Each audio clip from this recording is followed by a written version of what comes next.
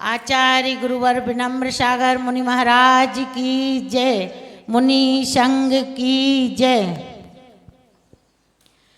गुरु बचनों को रखना संभाल के, एक एक बचन में गहरा राज है। जिसने जानी है महिमा गुरु की, उसका डूबा कभी ना जहाज है।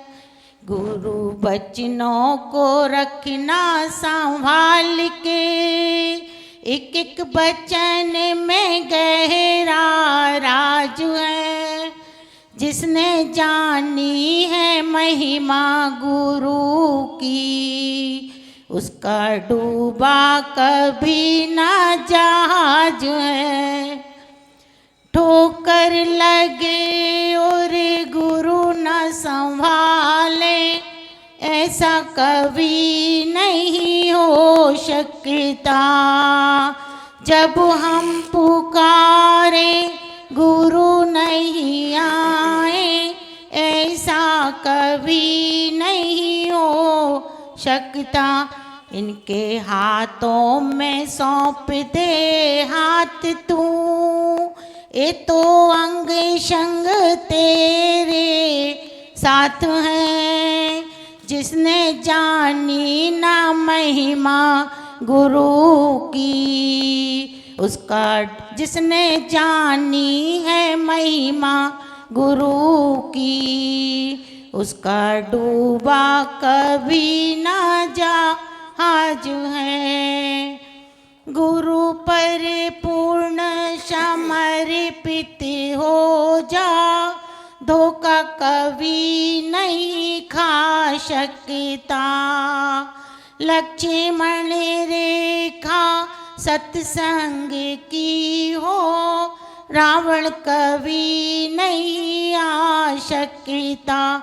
जो पले पले होता आवास है, गुरु हर पल हमारे साथ हैं। जिसने जानी है महिमा गुरु की, उसका डूबा कभी ना जहाज है। बीज पड़े और अंकुर ना फूटे, ऐसा कभी नहीं हो सकता। कर्म नमो वैरिहन्तानं नमो सिद्धानं,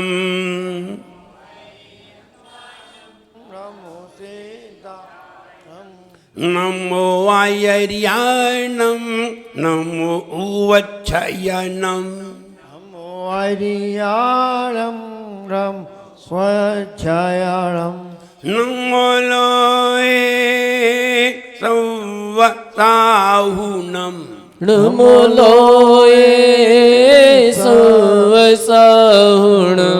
एक जरा श्री नेमिनाथ भगवान की जय। एक जरा श्री महावीर भगवान की जय। परम पूज्याचार्य गुरुवर श्री विराग सागर जी गुरुदेव की जय। अहिंसामयी जैन धर्म की जय। जय।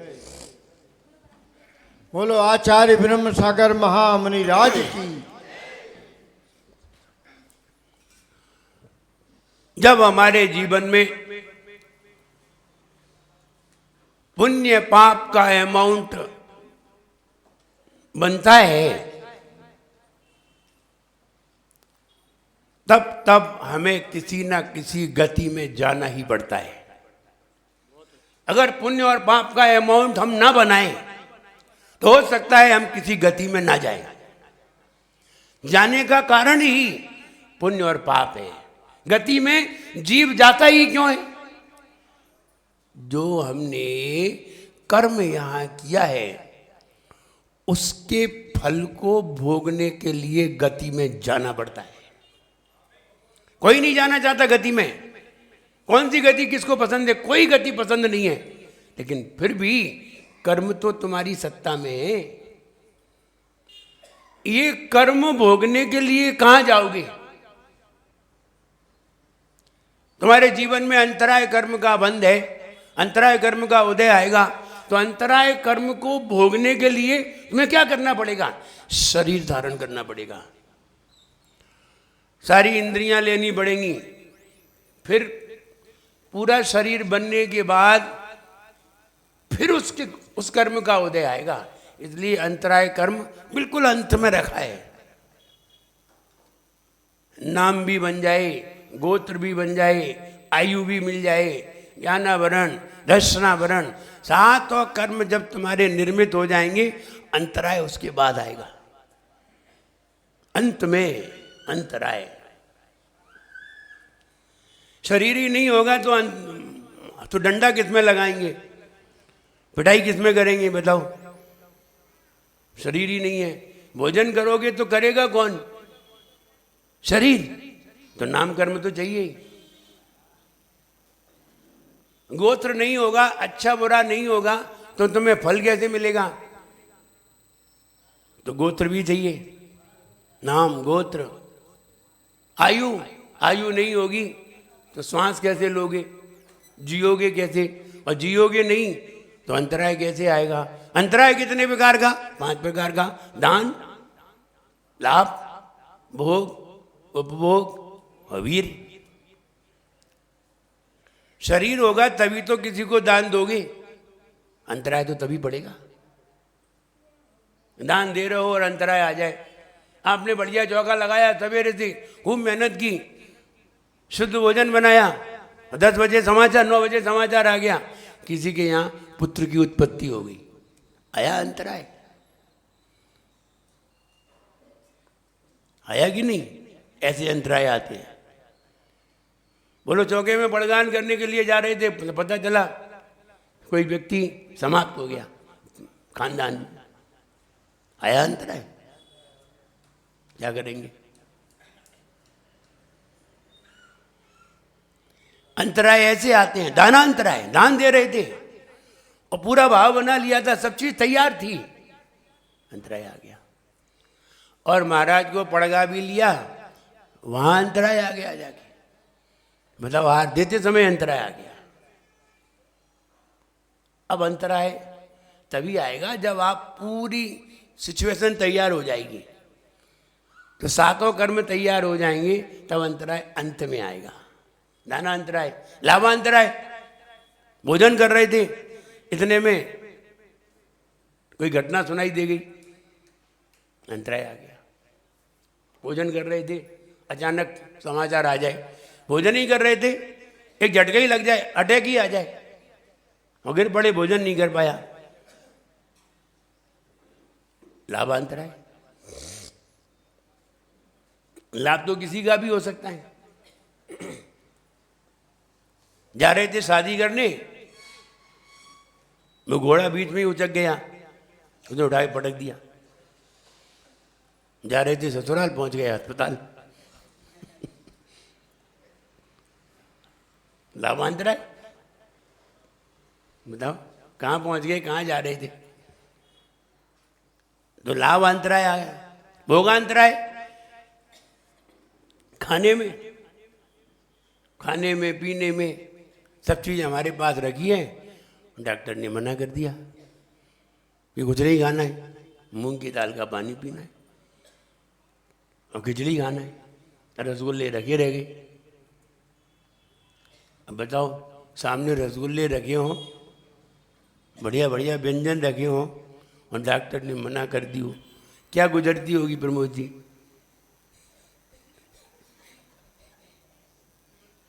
जैसी नारकियों पे गुजरती है कि सामने रखा होता है लेकिन खा नहीं सकती। तो ये कौन सा भोगांतराय? भोग सामने है और अंतराय बड़ा है, उपभोगांतराय। और वीर्यांतराय, वीर्यांतराय, भाव करते हैं, हम पूजन करें, हम व्रत धारण करें, संयम धारण करें, लेकिन फिर भी धारण नहीं कर पाते, वीर्यांतराय। वीर्य माने शक्ति, शक्ति को प्रकट करने में विघ्न, वीर्यांतराय। शक्ति को प्रकट करने में ताकत, क्षयोपशम। अगर हमारा क्षयोपशम होगा तो हम अपनी शक्ति प्रकट कर सकेंगे, क्षयोपशम नहीं होगा प्रकट नहीं कर पाएंगे। तो ये अंतराय कर्म इसीलिए अंत में रखा गया कि पहले तुम्हें सारी चीज प्राप्त तो हो जाए, शरीर भी मिल जाए, आयु भी मिल जाए, गोत्र भी मिल जाए, ज्ञान दर्शन मोह ये सब इकट्ठे हो जाएं, तब अंतराय डालेगा अंत में। उपभोगांतराय, उपभोगांतराय का मतलब है बढ़िया बढ़िया सोने के गहने रखे हैं, अब पहन नहीं पा रहे, खड़े ही नहीं हो पा रहे, अब पहन के जाएं कहाँ? ऐसा तो है नहीं पहन के बस बिस्तर पे सो जाएं। सोने के गहने पहन के बिस्तर पे सो जाएं तो क्या मतलब कि उतार के सोते हैं, पहन के थोड़ी सोते हैं, पहन के तो बाहर निकलते हैं, बाहर निकलने की क्षमता नहीं है, पाँव में ताकत नहीं है, सोने के गहने रखे हैं, अब क्या बताएं? इतने सारे बनवाए, अब पहन पानी दे, इसे कहते उपभोगांतराय। उपभोग की चीज मिली है लेकिन हम उसका यूज नहीं कर पा रहे, अब नहीं कर पा रहे तो नहीं कर पा रहे। कार मिल गई, कार बढ़िया लेकर के आए थे 50 लाख की, और तब से बीमार पड़े हैं। सोच रहे थे कार में घूमेंगे, कार में सबको घुमाएंगे, खुद ही नहीं घूम पा रहे। ये उपभोगांतराय, भोगांतराय उपभोगांतराय। तो ये सारे अंतराय पड़ते हैं, ये कर्म की देन है और किसी के भी जीवन में आ सकते हैं। हम मनुष्य हैं तभी आएंगे ऐसा नहीं, त्रियंच में भी आ सकते हैं, नरक में भी आ सकते हैं, सब जगह आ सकते हैं आठों कर्म के उदय। इसलिए त्रियंच गति को जाना, मनुष्य गति को जाना, देव गति को जाना, आज नरक गति जानते हैं। कैसे मिलती है नरक गति? बहुत सरल है, नरक गति पाना बहुत सरल, कोई ज़्यादा मेहनत करने की जरूरत। अच्छा, फेल होने में कौन सी मेहनत करनी है? कौन सी मेहनत करनी है फेल होने में? कुछ नहीं करनी है, अपने आप डिग्री आ जाएगी, फेल मार्कशीट आ जाएगी। पास होने में मेहनत करनी पड़ती है, देवगति जाने में मेहनत करनी है, नरगति जाने में कोई मेहनत नहीं करनी है। हाँ, आराम से पढ़े रहो, अपने आप पहुंच जाओगे। उसका तरीका बहुत सरल तरीका ये है, आप कोई भी नियम मत लीजिए, अपने आप पहुंच जाओगे नरक। कोई भी नियम मत लो, न खाने का, न पहनने का, न रखने का, न बनाने का, न पत्नी का, न पति का, न बच्चों का। कोई नियम मत बनाइए कि इतनी पत्नी रखेंगे। प्रमोद जी, कितनी पत्नी का नियम है? पक्का नियम है? नियम ले लिया कि नहीं? हाँ, नियम नहीं लिया है,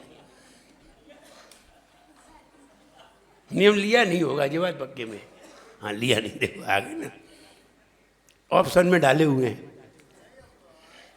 पता नहीं कौन सा समय आ गया।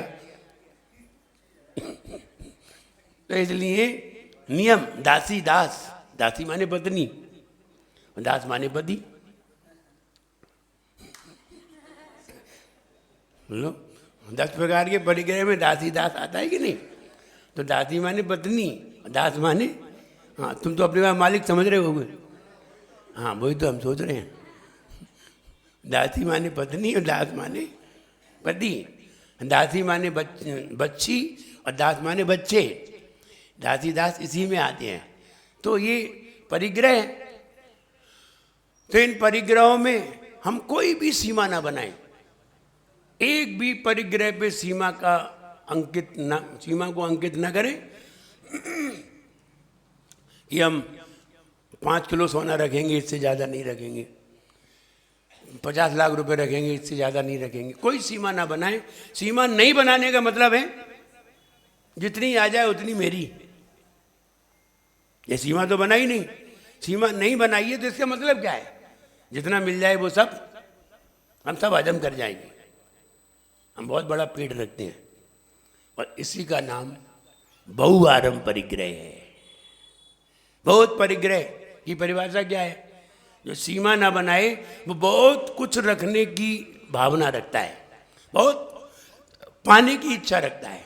बहुत पाने की इच्छा रखना, बहुत रखने की इच्छा रखना, ये नरक गति ले जाती है।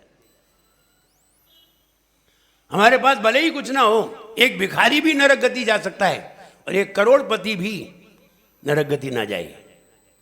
अंतर इतना है, भिखारी ने सीमा नहीं बनाई थी और करोड़पति ने सीमा बना ली थी। इतना था ही तो अंतर है। इसलिए सीमा बना के रखिए, वरना बहु आरंभ परिग्रह ये वाले दोष तुम्हें लग जाएंगे। सब लोग सीमा बना के रखिए। जैसे कल बताया था, रात्रि में 4 प्रकार के आहार का त्याग कर दीजिए भोजन करने के बाद। अब आजीवन आपको 2 गति में नहीं जाना पड़ेगा, एक तिर्यंच गति, एक नरक गति। 2 गति गई, आपने 2 गति को बिल्कुल मिटा दिया, क्योंकि आजीवन व्रत ले लिया है। अगर 1 दिन के लिए लेते, 1 महीने के लिए लेते, तो 1 महीने तो बचे रहते, लेकिन 1 महीने में आयु बंद हुआ ही नहीं। आयु बंद तो उसके बाद हुआ है। इसलिए जब आयु बंद हो तब तुम्हारा 4 प्रकार के आहार का त्याग हो। तो आपने आजीवन कर दिया, अब आयु बंद इसी में से होगा, इन्हीं समय में से आयु बंद होगा। और आयु बंद होगा तो 2 का नहीं होगा, बाकी 2 का हो सकता है। इसलिए रात्रि में सिर्फ पानी का त्याग करिए, और कुछ त्याग करो या ना करो, नहीं, केवल पानी का, केवल पानी का त्याग करिए, बाकी और कुछ करो या ना करो। और पानी के त्याग में सबका त्याग अपने आप हो जाएगा। तुमको नहीं, दूध का त्याग नहीं करे, मत करो, पियो। और पी के सोओगे ना तो मुंह में दूध तो लगा ही रहेगा। कहीं तुम्हारा गेट खुला मिल गया तो फिर बहुत सारे कीड़े मकोड़े इधर उधर घूमते हैं, वो तुम्हारी खबर लेंगे फिर। इसलिए पानी माने सब। तो पानी का त्याग करने पर दुर्गति का बंध समाप्त हो जाता है और हम सल्लेखना में शामिल हो जाते हैं। सोना आधा मरना है, सोना आधा मरना है, मरना लंबे सोना। सोए हो तो भी मरे हुए हो। इसलिए हमने शायद बताया हो, नहीं बताया हो, सवेरे उठ करके नहाते क्यों हैं? क्योंकि हम मर करके जीते हैं, सो जाते हैं, और सोना मरना है। और मर करके कोई उठे तो नहाना बहुत जरूरी है। मरे व्यक्ति को कोई छुए तो नहाना बहुत जरूरी है। मरे व्यक्ति को छू करके नहाना जरूरी है, तो मर करके नहाना तो बहुत जरूरी है। इसलिए नहीं मालूम हो कि सवेरे उठ करके क्यों नहाते हैं। दिन में सो जाएं तो भले ही ना नहाएं, लेकिन सवेरे उठ करके जरूर नहाते हैं, क्योंकि दिन में सोते नहीं हैं, दिन में सोना मना है। अब फिर भी अगर कोई दिन में विश्राम कर लेते हैं तो वो सोना नहीं है, वो तो विश्रांति है, ना कि सोना। सोना अलग बात होती है और विश्रांति अलग बात होती है। इसलिए सवेरे उठ करके इसीलिए नहा करके आते हैं मंदिर। और अगर दिन में अगर 12 बजे कहीं लेट जाएं और 1 घंटा सो लें तो मंदिर नहा के आते हैं, ऐसे ही आ जाते हैं। लेकिन रात्रि में सोते हैं तो नहा करके आते हैं। नरक गति न रतः इति नारकः। एक सूक्ति है, न रतः न रतः इति नारकः। न रता, रत माने होता है प्रेम, रति माने प्रेम। और न, जहाँ प्रेम नहीं हो, आपस में घर में रहते हो और प्रेम नहीं हो आपस में, बस उसे ही नरक कहते हैं।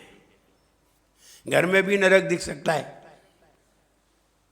घर में भी नरक दिखाई दे सकता है। 4 भाई हैं, 3 भाई हैं, आपस में प्रेम नहीं है, आपस में मिलजुल के नहीं रहते, यही नरक है। जब वो घर में कोई आपस में लड़ते हैं, बच्चे भी लड़ते हैं, तो माता पिता भी कहने लगते हैं नारकी जैसे लड़ते हैं। न रता इति नारकः, रति से नरक शब्द बना है। इसलिए जब कोई व्यक्ति आपस में प्रेम से नहीं रहते तो समझना चाहिए वो नरक आयु का बंद करते हैं। भाई भी आपस में भाई से नहीं मिलते या भाई भाई आपस में प्रेम नहीं रखते तो भी वो नरक आयु का बंद करते हैं। क्रोध में, मान में नरक आयु का बंद है। इसलिए इनसे बचना चाहिए। क्रोध की प्रचुरता नरक गति में है। कितना भी प्रेमी व्यक्ति हो, यहाँ पर खूब प्रेम से रहा हो और दोनों अगर नरक में पहुंच जाएं तो लड़ाई होगी, मानेंगे नहीं, एक दूसरे को मारेंगे। तो ये नरक प्लेस के लक्षण हैं। वहाँ जैसे ही पहुँचेंगे, जैसे ही उस पर्याय में पहुँचेंगे, वैसे ही लड़ाई झगड़े के भाव होने लगेंगे, एक दूसरे को मारने के भाव होने लगेंगे। और अगर कोई नरक गति से ही आया है और मनुष्य बना है तो यहाँ पर भी उसके वो वाले विचार काम करेंगे, वो वाले भाव काम करेंगे, वो मानेंगे नहीं। इसलिए न रता इति नारकः। इस सूक्ति के साथ अब ये चीज प्राप्त कैसे होती है? आपस में प्रेम खत्म कब होता है? जब बहुत परिग्रह की लालसा होती है तो भाई भाई में भी झगड़ा हो जाता है। पैसे की लालसा होने लगे तो भाई भाई में भी झगड़ा हो जाता है। कोई वस्तु के पीछे होने लगे तो भी झगड़ा हो जाता है। इसलिए ज्यादातर झगड़े होते हैं तो वस्तु के पीछे ही होते हैं और उन झगड़ों में नरक आयु का अनुबंध अपने आप होता है। इसलिए चारों गति में जहाँ 90% पाप की स्थिति आ जाए तो फिर नरक गति जाना ही पड़ेगा।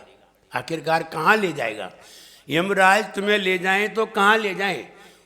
कर्म जब तुम्हारे अमाउंट रूप में आ जाते हैं तब फिर यमराज ये सोचता है कि इन्हें कहाँ लेकर के जाए।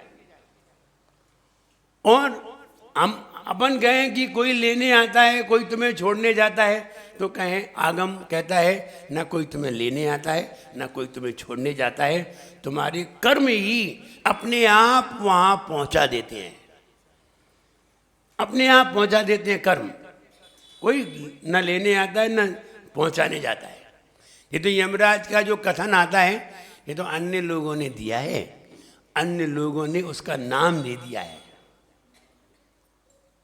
लेकिन सही तो ये है हम अपने आप स्वयं ही उस गति में पहुंच जाते हैं। क्यों जाते हैं? उत्तर साफ है। जो हमने यहाँ कर्मों का संचय किया है उन कर्मों के फल को भोगने के लिए।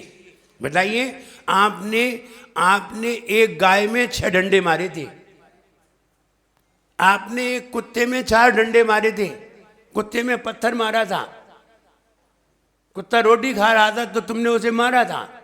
अब ये कर्म है कि नहीं? अब ये तो बताओ, ये कर्म तो हो गया, अब इसका फल कहाँ मिलना है? वो कहते हैं ना, इस जन्म में ना सही पर भव में मिलता है अपनी अपनी करनी का फल।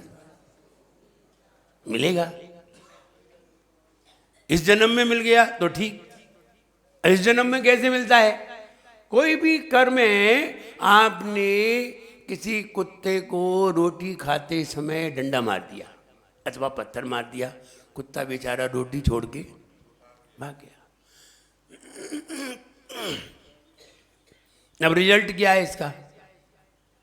इसका रिजल्ट ये है, जब आप कभी घर में भोजन करने बैठेंगे तो कोई ऐसा झगड़ा हो जाएगा, कोई ऐसी घटना हो जाएगी कि आप गिलास सामने रखे होंगे, थाली सामने रखी होगी और आप खा नहीं सकेंगे।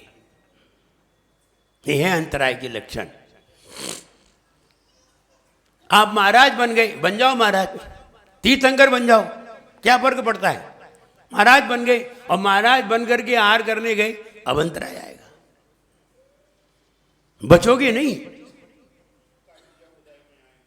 आप बच नहीं सकते। चाहे महाराज हो, चाहे श्रावक हो, चाहे कोई हो, वो फल तो मिलेगा ही। अगर मान लीजिए फल नहीं मिल पाया और आप बहुत संपन्न हुए और आप बहुत सब कुछ आपको खाने को मिला, रहने को मिला, पहनने को मिला, कोई विघ्न करने वाला नहीं हुआ, कोई बात नहीं, आप एक दिन के लिए बीमार हो गए, खा नहीं सकोगे। तरीके हैं, अलग अलग तरीके हैं फल देने के। बीमार हो जाओगे और खा नहीं सकोगे, ऐसी भी स्थिति आएगी। तो कोई ना कोई स्थिति ऐसी आएगी कि आपको लाभांतराय कर्म का फल मिलेगा, मानेगा नहीं। तो आपने जो कर्म किया है तो आपका ही तो कर्म है, कोई मेरा थोड़ी है। मेरा अंतराय कर्म का उदय नहीं है, मेरा अंतराय कर्म का उदय नहीं है, लाभांतराय कर्म का उदय है नहीं। और देखिए सामने वाला व्यक्ति कटोरी लेके आया है दाल की, अथवा रोटी लेके आया है, अथवा सब्जी लेके आया है, और हम महाराज हैं और मेरा ही कर्म का उदय नहीं है। तो ध्यान रहे, वो जैसे ही वो देने आएगा तो उसे दिखाई दे जाएगा और वो उस चीज को अलग कर देगा, क्योंकि मेरा लाभांतराय कर्म का उदय है नहीं। मेरा लाभांतराय कर्म का चौप समय तो सामने वाले को तत्काल दिखाई दे जाएगा। और मेरा लाभांतराय कर्म का उदय है तो सामने वाला खूब सोच के देगा और वो देख करके देगा और हमें देखने पे आ जाएगा, और उसे देखने में नहीं आएगा। वो खूब चार चश्मा लगाए रहे, लेकिन उसे देखने में वो चीज नहीं आएगी, और जैसे ही मेरे हाथ में आएगी तो आ जाएगी। एक बार छतरपुर में खजुराहो की बात है, शायद 1991 की बात है, 92 की भी हो सकती है। आचार्य श्री आहार ले रहे थे और एक महिला आई, हम आहार करा रहे थे, ब्रह्मचारी थे, हम आहार करा रहे थे, महिला आई तो हम किसी को आहार देने नहीं देते थे। पहले आप अच्छी तरह देख लीजिए, सोच लीजिए, और नहीं सोच पा रहे हो तो हमारे पास ले आइए, हम तुम्हें सोच के दे रहे हैं। हुआ ये कि हमने वो महिला के हाथ में पिंड खजूर दिए, 2 पिंड खजूर दिए उसे, और महिला ने सीधे आचार्य श्री के हाथ पे रख दिया, और आचार्य श्री के हाथ पे गए तो उसमें कई बाल थे, एक बाल नहीं कई बाल थे, और सोच करके हमने दिया, हमने सोच करके दिया और महिला के हाथ में दिया तो महिला के हाथ पे बाल थे, चिपक गए उसमें, और उसने सीधे उठा के हाथ। मैंने जैसे ही देखा, मैंने तो अभी सोच के दिया है, खूब अच्छी तरह सोचा है, लेकिन महिला ने ये स्वीकार नहीं किया कि मेरे हाथ में बाल थे। तो ऐसे भी अंतराय होते हैं, सोच के हमने दिया और महिला के हाथ में दिया, महिला ने सीधे रख दिया, अंतराय हो गया। तब ये कहें अगर लाभांतराय कर्म का उदय है तो फिर हम कितना भी शोध करके दें तब भी सामने वाले पे अंतराय हो जाएगा, हमें दिखाई नहीं देगा, हम सब देखेंगे दिखाई नहीं देगा, भाग वो सामने जाएगा तो दिखाई दे जाएगा। तो ये कहते हैं लाभांतराय कर्म। तो कहने का मतलब ये है कि कर्म अगर उदय में हो तो तुम्हारी आंखों पे भी पट्टी बन जाएगी, सबकी आंखें बंद हो जाएंगी और उसके हाथ पे आते ही नजर आ जाएगा। तब ये कहते हैं हमने तो खूब सोच के दिया था फिर भी हो गया, बताओ। इसे कहते हैं लाभांतराय। इसलिए कर्म के उदय किसी को छोड़ते नहीं है और कर्म के उदय को समझना भी चाहिए। जो व्यक्ति कर्म के उदय को समझते हैं वे दुखी नहीं होते, वे जानते हैं कि कर्म का उदय है। लेकिन जो कर्म के उदय को नहीं समझते भी बहुत दुखी होते हैं। इसका मतलब ये नहीं है कि श्रावक के घर पर अंतराय हो जाए तो श्रावक दुखी ना हो और ये कहने लगे क्या करें कर्म का उदय था। नहीं नहीं, गलत, बिल्कुल गलत हो गया। कर्म का उदय था, ये बात की बात है। कर्म के उदय को तब स्वीकार किया जाता है जब अपना पूरा पुरुषार्थ किया जाता है, अपनी ओर से हम पूरे सचेत हैं और फिर कहीं अंतराय आ जाए तब उसे कर्म का उदय कहा जाता है। और पहले से ही कर्म का उदय सोचने लगे, नहीं नहीं, मैं अलग था। 1995 या 96 की बात है। मैं विहार करता हुआ एक गांव में पहुंचा। वहाँ 2 या 3 घर थे, ज़्यादा नहीं थे, और हम 2 महाराज थे, दोनों अलग थे। जब वहाँ से आहार करने के लिए गए तो 2 बूढ़ी दादी थी बस, एक बूढ़े दादा थे, यानी युवा कोई नहीं थे। 2-3 घर थे। तो उन्होंने क्या किया, उन्होंने इकट्ठी पूड़ी बना ली, जैसे कि अपन लोग वो होता है ना भंडारा। अब वो डलिया में पूड़ी भर के आती हैं, ढेर सा ऐसा लग के, बिल्कुल ऐसे ही उन्होंने पूड़ी बनाई और पूड़ी बना ली, डलिया में ऐसी रखी थी। और अब बूढ़ी अम्मा को क्या दिखे, क्या वे देखें, वे तो सीधी उठाएं और अब हमने देखा आज तो भगवान के भरोसे है यार। आज अगर आहार सही हो गया तो समझिए ये अपना लाभांतराय कर्म का क्षयोपशम है, वरना इन्हें तो कुछ दिखाई दे ही नहीं रहा है। और यहाँ पूरी नई आंखें हैं और देने वाली पुरानी आंखें हैं। अब वो तो बिना देखे ही देंगे और देखेंगे तो उन्हें दिखेगा नहीं, और दिखना तो सब हमें ही है। अब यार तो ये हम बिना देखे खा लें तो बिना देखे तो खा नहीं सकते, लेकिन भगवान भरोसे आज देखते हैं, चलो आज यही देखते हैं आज मेरा क्षयोपशम है या नहीं। तो अम्मा जी सीधी पूड़ी उठाएं पूरी, और बाकी 1-2 टुकड़ा जो करे जो लो, देखने कि नहीं, तुम देखते रहो, देखने तुम्हें, हमें थोड़ी देखने। तो मैंने तो ऐसे 2-2 पूड़ी ऐसे उठाए और ऐसे जो करे 2 बड़ी बड़ी पूड़ी। अब हमने कहा ठीक है भाई, अब जैसा है तो हम वो दे दी जाए, और हम लेते गए पूड़ी और टमाटर आदि जो भी थे लेते गए। अब पूरा आहार हो गया, अंतराय नहीं आया।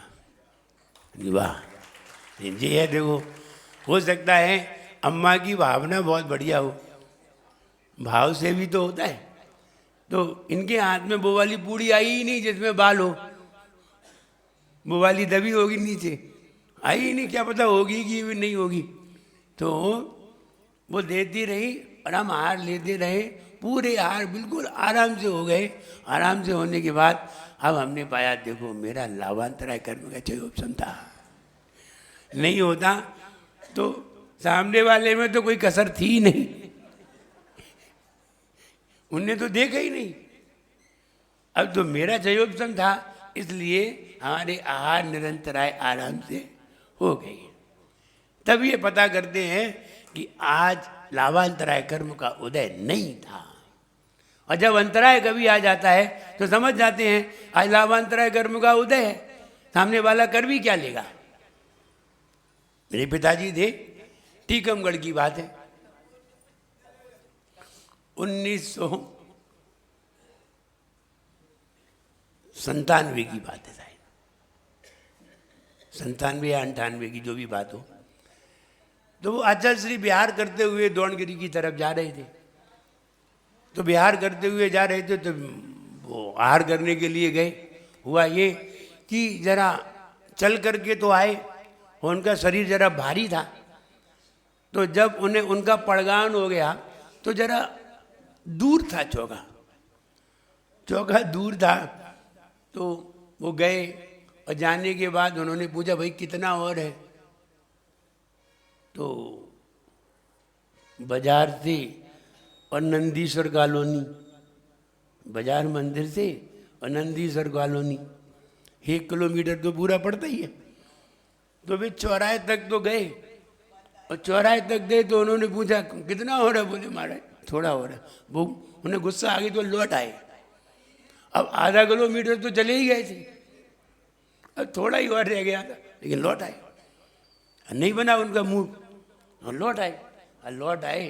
तो बीच में मंदिर तक आते आते उनको फिर किसी ने पड़का लिया। तो एक दादाजी थे एक दादी थी। तो दादाजी ने पड़का लिया। अब ये चलो भाई, अब ले गए मन शुद्धि वचन शुद्धि, पड़गान किया, पूजन कर ली, मन शुद्धि वचन शुद्धि, काय शुद्धि, हाथ जल शुद्ध है, हाथ वो खड़े हो गए। अब मूड तो खराब पहले से ही हो गया कि वहाँ तक ले गए और फिर लौट के आए और फिर ले गए। तो गर्मी के दिन और चल के आए थे विहार करके। तो उन्होंने जैसे ही जल दिया तो उन्होंने जल ले लिया, लेते गए, वो भी देते गए। उन्होंने पूरा जग ही खाली कर दिया, अबे देते ही गए और वे भी लेते गए। और गर्मी तो लगी रही थी, विहार करके आए थे। हुआ ये वो तो दूसरा जग भर के ले आए। तो अब उनने कही अब क्या करें, अब दूसरी चीज दिखाएं तो लें। अब जो जग ही लिए खड़े हैं, दूसरी चीज ले ही नहीं रहे। तो नहीं ठीक है भैया दो, वो भी दो। तो उन्होंने दूसरा जग भी खाली कर दिया। वे तीसरी बार जग भर के ले आए। तो अब वो बोले अब क्या करें, अब तुम ना तो कुछ दिखा रहे हो, थाली तुमने दिखाई वहाँ रख दी, अब कुछ उठा तो रहे नहीं हो। तो उन्होंने कहा इधर उधर देखा, कोई दे ही नहीं रहा है तो जल ही दो। तो उन्हें जल और लिया, आधा जग और लिया होगा और जग लेकर के अंजलि छोड़ दी। अब करते क्या, 2 जग जल ले लिया, पेट तो वैसे ही भर गया। अब और कुछ वो उठा नहीं रहे थे, अब वो ले करके आ गए। अब मूड तो खराब हो ही गया। अब वो चुपचाप उन्होंने हाथ धोए और पीछे ली और चले आ रहे थे। और पीछे से वो भी चले आ रहे दादाजी, और वो कह रहे अरे आपने कुछ लिया ही नहीं। अब सुनते रहे, कब तक झेलें। अब पूरी रास्ता भर सुनते आए और आ करके चुपचाप मंदिर में आके बैठ गए और अपनी जाप करने लगे। मौन हो, बोले नहीं। देखो गुस्सा कितनी शांत किए हुए। कोई व्यक्ति नेता हो और जब चाहे किसी को ठोका पीटी करता हो और महाराज बन करके इतना शांत हो, कितनी बड़ी बात है। शांति से बैठी थी। तो अब वो बार बार गए, कोई व्यक्ति आए, महाराज कुछ लिया ही नहीं। अब कब तक सहन करें। हुआ ये कहते कहते आचार्य श्री भी आ गए, पूरा संघ आ गया। और वो खड़ा ही जाया गया तो नहीं, बोला आचार्य श्री बोले महाराज आज महाराज ने कुछ लिया ही नहीं, पानी पानी लिया बस। तो अब वो फिर भी चुपचाप रहे। बोले विश्व कीर्ति सागर महाराज आर कैसे हुए? तो उन्होंने नीचे को मुड़ी कर ठीक ही हुए। बोले ये कह रहे हैं कि आपने कुछ लिया ही नहीं। अब उन्हें गुस्सा आ गई। और गुस्सा आके बोले इसने कुछ दिया ही नहीं। जब पानी पानी दिया है तो पानी तो लेंगे, कुछ दिया ही नहीं इसने। बोले हमें क्या मालूम था? बोले तुम्हें नहीं मालूम तो क्या हमें मालूम था? अरे आप दोगे वही तो लेंगे। तो वो जरा तेज आवाज में बोले, तो इसलिए बोले कि इतनी देर हो गई झेलते झेलते, ये कुछ लिया ही नहीं, कुछ लिया ही नहीं, कुछ लिया ही नहीं, तूने दिया क्या? तब उन्हें याद आई, अरे हमने कुछ दे ही नहीं पाया तो तुम्हारी गलती है। तो कहने का मतलब ये है जब लाभांतरा कर्म का उदय हो तो ऐसे ही संयोग मिलते हैं। वो सामने वाला भूल जाएगा, वो दिखाएगा सब, देना सब भूल जाएगा। और फिर बाद में अरे हमने जो तो दे ही नहीं पाया, अरे महाराज ये तो रखा ही रह गया महाराज, अब मेरी गलती है क्या?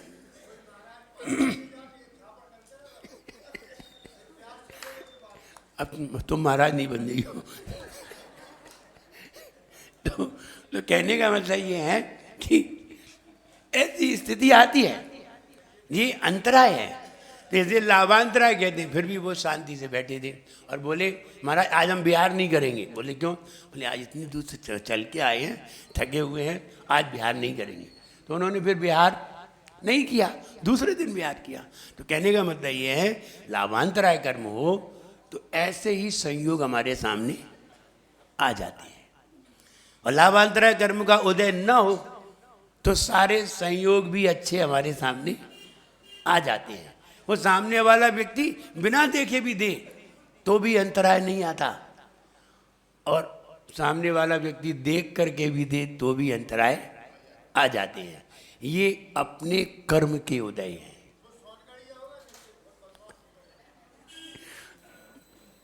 तुम महाराज बन गए थे तो तुम जही देखते रहोगे कि कौन क्या है। तो इसलिए साधु ये समझता है कि किसका उदय है किसका उदय नहीं है, इसलिए वो ऐसे उदय को जान करके समता भाव में आ जाता है। उसे कोई भी क्रोध आदि उस समय नहीं आता, चाहे आहार का लाभ हो या ना हो। इसलिए ये कर्म को समझ करके और ये कर्म के उदय को समझ करके हमें समता भाव लाना चाहिए। जब तीव्र कर्म का उदय होता है, पाप कर्म का उदय होता है, तब हमें नरक गति का प्लेस प्राप्त होता है। अच्छी जगह का मिलना हमारे पुण्य और पाप का उदय है। अच्छी जगह का मिलना, जैसे कि आप यहाँ हैं, ये कॉलोनी कितनी अच्छी है, मंदिर सामने है ना, कोई विवाद नहीं है, कोई अन्य लोग भी ऐसे नहीं हैं जो उद्दंड हों, जो एक दूसरे को परेशान करने वाले हों, नहीं है। ये हम सभी का क्या है? पुण्य है, पुण्य का उदय है। ऐसे ही ऐसे प्लेस मिलना, तो जब हम बहुत आरंभ और परिग्रह करते हैं, बहुत आरंभ परिग्रह की लालसा करते हैं, किसी पे क्रोध करते हैं, मान की प्रचुरता पाई जाती है, दूसरे को नीचा दिखाने की भावना होती है, हम अपने आप को अच्छा बताने का विचार करते हैं, तब हमें नरक आयु का बंध होता है। इसलिए इन विचारों से बच करके हमें नियमित होना चाहिए, नियमित सभी को हो जाना चाहिए। ये बात हम अच्छी तरह बताएं, सबको नियमित हो जाना चाहिए, अपने अपने नियम बना लेना चाहिए, वस्तु के, मकान के, धन के, परिवार के, खाने पीने, रखने पहनने, सबके नियम बना लीजिए। इससे ज़्यादा नहीं रखेंगे। तुम ज़्यादा से ज़्यादा का भी बना लो तो कोई बात नहीं है, लेकिन बना तो लो। तुम्हारे पास भले ही 1 करोड़ ना हो, तुम 100 करोड़ का बना लो, और 1 करोड़ भले ही ना हो, बना लो, सीमा तो बन गई। हम सीमा में आ गए तो निश्चित है दुर्गति से बच गए। और अगर रात्रि में चारों प्रकार के आहार का त्याग कर दिया, मैं समझता हूँ आप कोई भव्य जीव हैं, कोई भव्य प्राणी हैं। क्योंकि जो व्यक्ति रात्रि में चारों प्रकार के आहार का त्याग आजीवन कर ले, समझ लेना चाहिए इसके संसार में बहुत कम भव रह गए हैं। रामचंद्र जी ने 10 भव पहले रात्रि में चारों प्रकार के आहार का त्याग किया। पढ़िए रामचंद्र जी की जीवनी में, पद्म पुराण में। 10 भव पहले रात्रि में चारों प्रकार के आहार का त्याग किया। एक छोटा सा नियम लिया, उस नियम के धीरे धीरे बढ़ते बढ़ते बढ़ते बढ़ते यहाँ तक पहुँचे कि एक दिन बलभद्र पर्याय को प्राप्त हो गए। बलभद्र पर्याय, जहाँ से मोक्ष जाना निश्चित है। ये पर्याय ऐसे ही नहीं मिल गई, धीरे धीरे पूंजी बढ़ी। पुण्य की पूंजी धीरे धीरे बढ़ती है, छोटे छोटे नियम से। तो धीरे धीरे बढ़ते बढ़ते बढ़ते बढ़ते कहाँ आ गए? बलभद्र पर्याय पे आ गए, और यहाँ से सीधे मोक्ष को प्राप्त हुए। ऐसे बढ़ती है पूंजी। पूंजी बढ़ाइए। कैसे बढ़ेगी? छोटे छोटे नियम से। इसलिए ऐसे नियमों को अपने जीवन में रखिए तो निश्चित मानिए हमारा जो 90% पाप है वो घट जाएगा। क्योंकि आपने रात्रि में चारों प्रकार के आहार का त्याग किया तो 12 घंटे तो त्याग हो ही गया। 12 घंटे चारों प्रकार के आहार का त्याग हो ही गया तो 12 घंटे तो पुण्य निश्चित ही हो गया। मनुष्य गति तो पक्की होगी। रात्रि में चारों प्रकार के आहार का त्याग कर दिया तो 12 घंटे का पुण्य तो फिक्स हो गया अपने आप। चाहे आप मंदिर आ पाए चाहे नहीं आ पाए, लेकिन आप मनुष्य गति तो पक्की हो गई। इसलिए कल बात बता रहे थे त्याग की, तो कल हमारे पास जो अपने यहाँ जो वैद्य जी है ना, का नाम है कैलाश चंद जी, बढ़िया भाव है उनका और अच्छी अनुभवी भी है। इनकी औषधि फौरन लगती है। अब तुम्हें लगे या ना लगे, हमें लगती है ना, अच्छी लगती है। तो वो आए मेरे पास, बोले महाराज हम रात्रि में पानी का त्याग करते हैं आजीवन। वाह, हमने देखो, चलो मेरे कहने से एक व्यक्ति में तो ये भाव आया, एक व्यक्ति तो अपने साथ हुआ। इसलिए जो रात्रि में त्याग कर देते तो 12 घंटे का पुण्य तो हमारा हो ही गया। इसलिए नरक गति बच जाती है।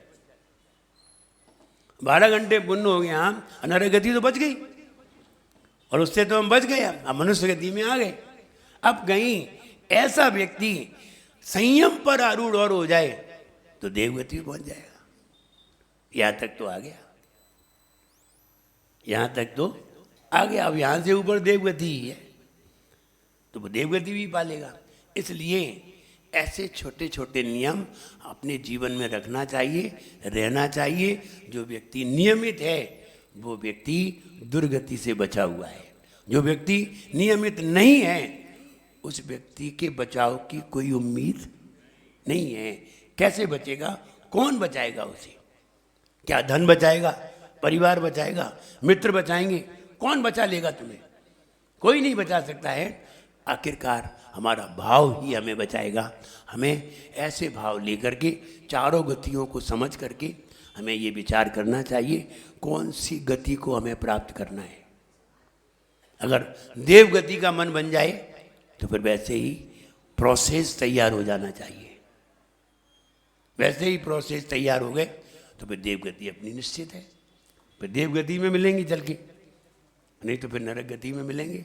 वहाँ ठेलम ठेला होगा, फिर मारा मारी होगी। चाहे भले ही आप बाप बेटा रहे हों, यहाँ भले ही प्रेम से रहे हों, वहाँ प्रेम से नहीं रहेंगे। वहाँ बाप बेटा होते ही नहीं है। यहाँ थे, वहाँ होते नहीं है। वहाँ तो सब एक से ही होते हैं, ना बाप बेटा होते हैं ना माँ बेटा होते हैं। कोई नहीं होता वहाँ, ना भाई भाई होते हैं, कोई नहीं होते। वहाँ तो सब एक दूसरे के दुश्मन होते हैं और दुश्मनी के ही विचार करते हैं। अच्छे विचार नहीं लाते। अच्छा किया हो तो भी दुश्मनी के विचार आते हैं। इसलिए हमें चारों गति को समझ करके हमें उनसे बचना चाहिए। आगे कल के विषय में आता है कषाय। कल कषाय को लेते हैं। कल के विषय में कषाय आती है और कषाय के बाद फिर ज्ञान का प्रकरण आएगा, फिर दर्शन का। जैसे जैसे समझ में आती जाए तो कहने का मतलब ये है कि हमें इन गतियों से बचने के लिए ऐसे भाव करना चाहिए जिससे कि हम गति में अच्छी गति में पहुँचें और अच्छी गति से अच्छी पर्याय में पहुँचें और अच्छी पर्याय से मोक्ष को प्राप्त कैसे कर सकें, ये वाला भाव जरूर विचार करें। जय बोलिए परम पूजाचार्य गुरुवर श्री विराग सागर जी गुरुदेव की। ठहर रुक जाइए। हाँ, प्रभात जी आ जाइए।